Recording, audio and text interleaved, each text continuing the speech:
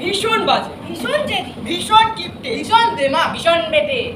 এক যে ছিল বিদ্যাসাগর ভীষণ বাজে লোক, এক যে ছিল বিদ্যাসাগর ভীষণ বাজে লোক, বলতো কিনা বিধবাদের আবার বিয়ে হোক, বলতো কিনা বিধবাদের আবার বিয়ে হোক। আমার সম্পর্কে সব বলা হচ্ছে। কে বলেছে আমি কিপটে, আমি বেটে?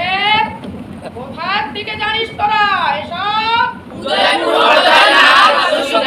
আমাদের নাটকের নাম হচ্ছে গোপাল অতি সুবোধ বালক। গোপাল যখন পড়িতে যায় পথে খেলা করে না, সকলে এর আগে পাঠশালায় যায়।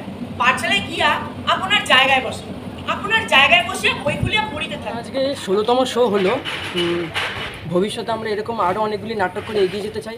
আনন্দভাবে এটা করেছি, এনজয় করেছি, প্রচুর এনজয় করেছি। এটা আমার সেকেন্ড নাটক। আমরা এটা অনেকই মজা করে করছি নাটকটা। এটা আমার প্রথমই নাটক, আমি এটা প্রথম নাটক যেটা করছি, আমাদের স্কুল থেকেই হচ্ছে। এক সময় এরকম হয়েছিল যে আমরা 7 দিন ধরে, এটার প্রথম শো যখন, তখন 7 দিন অর্থাৎ 1 সপ্তাহ ধরে এটা রিহার্সাল করে আমরা এই নাটকটা প্রথম করেছিলাম। তখন অদ্রিজা ম্যাম আমাদের খুব ভীষণভাবে হেল্প করেছে। এই নাটকের মারফতে আমরা অনেক জায়গায় যাচ্ছি, অনেক দূর।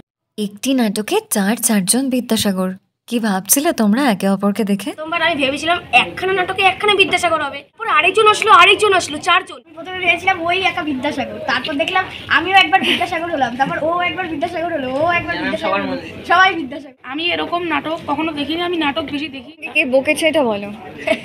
কে বকেছে তোমায় বলো, আমার নামটা শুধু বলো। কে বকেছে? সবাই এখন কে বকেছে? এখন আমি। তাহলে এত সিরিয়াস হয়ে কথা বলছো কেন? কে? তুমি বকেছো কেন? তোমাকে আসতে বলছে, আমি তো জোরেই বলছি।